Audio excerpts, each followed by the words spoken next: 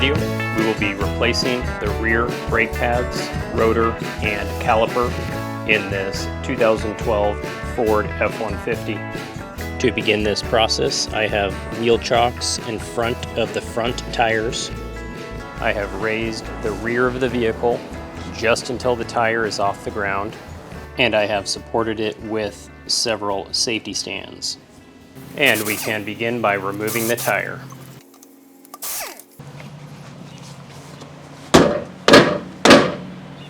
And if that is stuck on there, we will add a little bit of persuasion from the back side.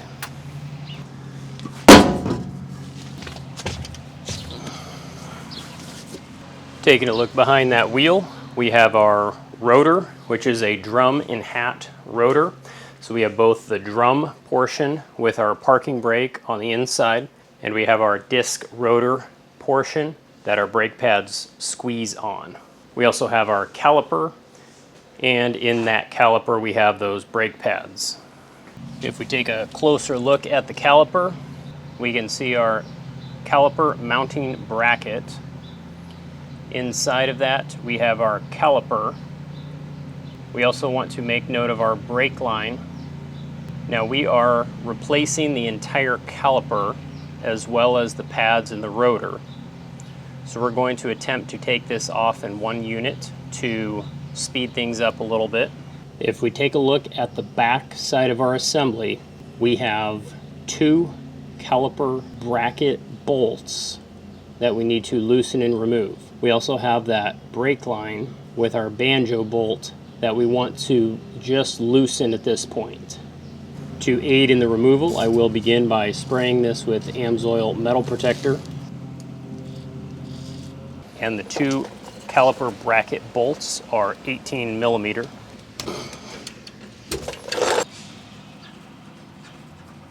And I'm going to leave both of those bolts in just a few turns to hold this in place. And that banjo bolt is a 12 millimeter bolt. And our objective is to just loosen it up a little bit. It is possible that some brake fluid will start dripping out, so you might want to have a drip pan underneath it. And then I should be able to remove those two caliper mounting bracket bolts and lift that entire caliper unit off. And I can go ahead and set that up on the leaf spring. And best case scenario, I can pull that rotor off. I can try using a little bit of persuasion to see if it'll help. More than likely, the parking brake is holding it on, so I need to adjust those parking brake shoes. If I take a look at the back side of my assembly, I want to locate the dust boot. That will give me access to the star wheel to adjust the parking brake, and a standard head screwdriver will allow me to remove that dust boot. If I listen to the way it sounds,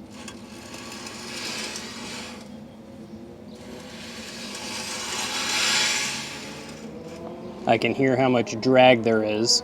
I can then adjust the star wheel, rotate it again, and it should have less drag. If it has more drag, you're going the wrong way. And with that adjusted, I have much less drag. I can see if that will come off. So I'm going to add some Amsoil metal protector to each of the stud locations and the center hub. And then I'm going to use some persuasion from behind.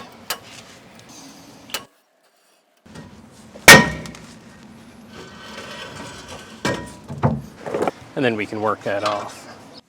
If we take a look at the star wheel, this is towards the bottom. This is what I adjusted to bring those brake pads in a little bit.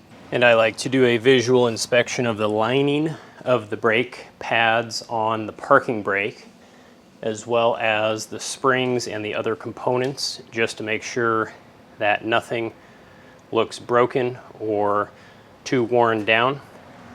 These look really good, so we will just be cleaning them with Amsoil brake and parts cleaner. And then I like to add some Amsoil heavy duty metal protector This will help prevent the hub from rusting to the new rotor that we will be installing. And I'm using a little bit of cardboard just to prevent this from getting on the parking brake shoes. And on our new caliper, we want to take a look at the banjo bolt location. You will notice that we do have our bleed screw as well as our banjo bolt. That banjo bolt has 2 brass washers that we need to make sure to replace when we install this on our vehicle. And I am going to remove the actual caliper from that mounting bracket. There are 2 caliper bolts. And taking a look at our old caliper unit that is still connected to the vehicle, we can see that banjo bolt, which we have previously loosened just a little bit. We can also see that bleed screw. If we compare this against our new unit, when we look at the bleed screw, they need to be in the same position. If it is not in the same position, you may have purchased a caliper for the other side of the vehicle. Now, when we remove this banjo bolt, brake fluid will start flowing out of the line. To do this efficiently, we're first going to remove the banjo bolt and disconnect our brake line. We're going to discard both brass washers that are currently installed on this old unit. We're then going to replace our new banjo bolt and new washers on our existing brake line. Start the banjo bolt by hand and tighten that down finger tight. And then we're going to torque it to 26 foot-pounds.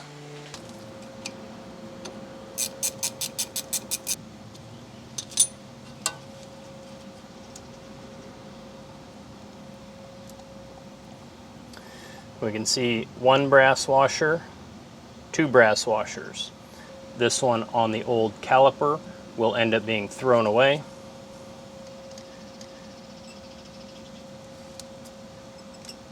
We want to remove the one off our brake line. We'll then switch our units.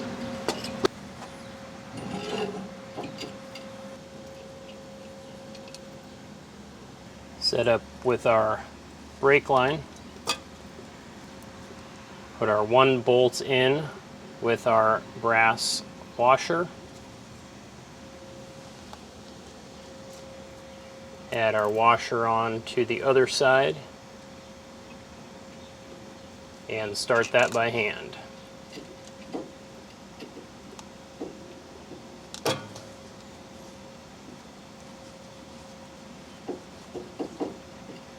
And our new banjo bolt is an 11 millimeter for the ones that were purchased. So we're going to snug that down. And then we're going to torque it to 26 foot-pounds. However, I'm going to wait to torque it until I have installed it on the vehicle. So I'm just going to snug it down for right now.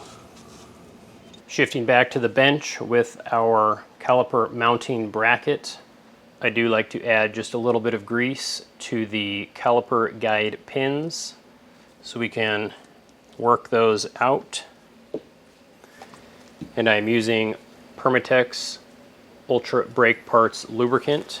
Not that I don't trust the manufacturer, but sometimes they don't always get enough grease.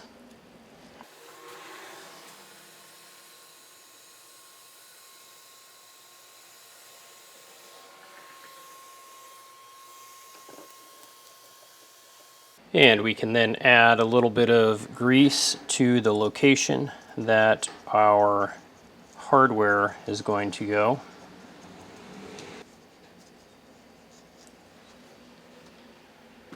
And this followed by our hardware.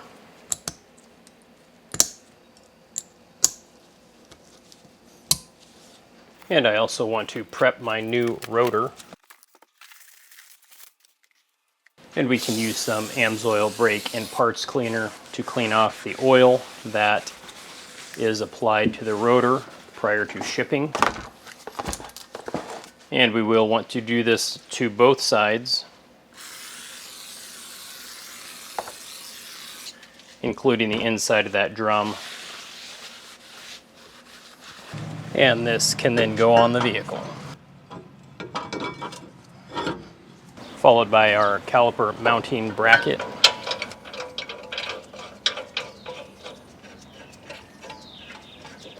And that caliper mounting bracket gets torqued to 111 foot-pounds.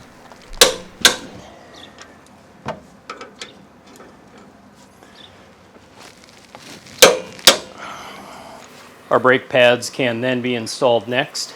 I do like to add just a little bit of brake parts lubricant to the ears of the brake pads, or essentially the component that will touch the metal of the hardware kit.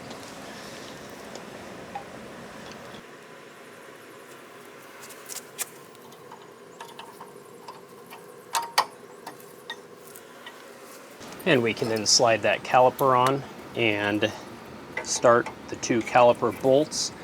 Now, if you remember, we have not yet tightened that banjo bolt, so we don't want to forget that. And those caliper bolts will be tightened to 24 foot-pounds.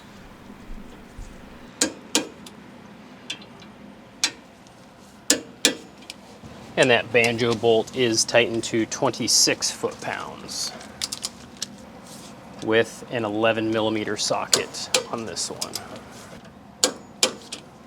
Now, one thing that we do need to double check is the orientation of the rotor. For these particular rotors, the driver's side and passenger side are different. Looking at the schematic, we have our wheel rotation. In this case, the driver's side is going counterclockwise as we drive, and the orientation of the drill holes and slots are in the same fashion as the directions indicate. So we did put the correct one on the correct side. And because we did replace the caliper, we do need to bleed the brakes, first by removing the dust boot. And to do this, I will be using a brake bleed tool. So I'm going to open up the brake bleed screw just a little bit, attach my brake bleed tool. And the objective is to remove any air that may have entered the system, since we did open up the braking system to replace the caliper. And at this point, everything is looking good. So I'm going to install my lug nuts, and this is going to simulate the wheel being installed. And I should hear just a very light, ever so subtle drag with that parking brake. If I don't, I need to readjust that star wheel from behind. This one sounds really good. So we're going to reinstall that dust boot, and we'll step on that brake pedal a couple times to reset that piston.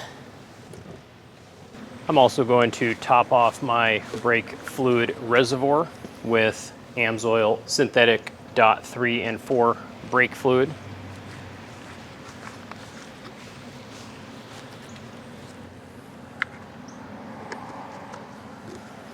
And then I do like to coat that front surface of the rotor with Amsoil heavy duty metal protector.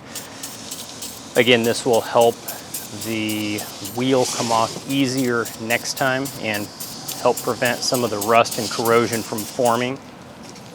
Now, you do not want to get this on the rotor surface. And then I will come back one more time with Amsoil brake and parts cleaner, just to clean up any area that I may have accidentally touched with my hands. And with all of that complete, our wheel can go back on. Make sure you start those lug nuts by hand before you torque them down.